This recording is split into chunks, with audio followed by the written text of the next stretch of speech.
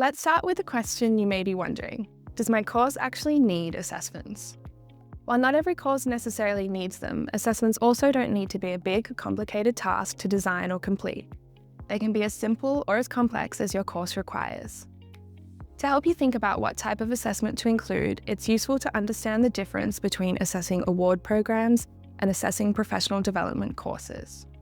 Award programs are your formal qualifications, certificates or credentials, which focus on meeting external standards and getting official recognition. Success here is often measured by knowledge acquired, participation and completion metrics, rather than real-world application. Then there are professional development assessments, which focus on application and transfer to the workplace. Success isn't just about what learners know, it's about behavioural change and capability demonstration.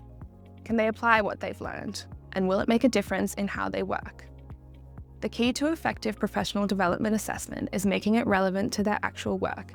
This means creating meaningful assessments that connect directly to what learners do every day. For instance, instead of a theoretical project management assignment, have them create an actual project plan for something they're working on. Or instead of discussing leadership styles in the abstract, ask them to identify specific leadership challenges in their current role and develop strategies they can implement immediately. The magic happens when you let learners use their real context. That way, they're not just completing an assignment, they're solving actual problems and building skills that are both immediately applicable and continually useful long after your course is finished. Letting learners use their real context also allows for a manageable assessment load. As working professionals, they will have competing priorities and time constraints.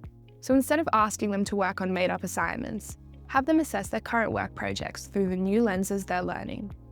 You can set up peer review systems where learners evaluate each other's real workplace solutions and consider proof of practice approaches where they document how they've applied their learning in their actual jobs. This approach respects their time while creating authentic learning experiences. They're not doing extra work, they're doing their regular work better. So, does your course need assessment?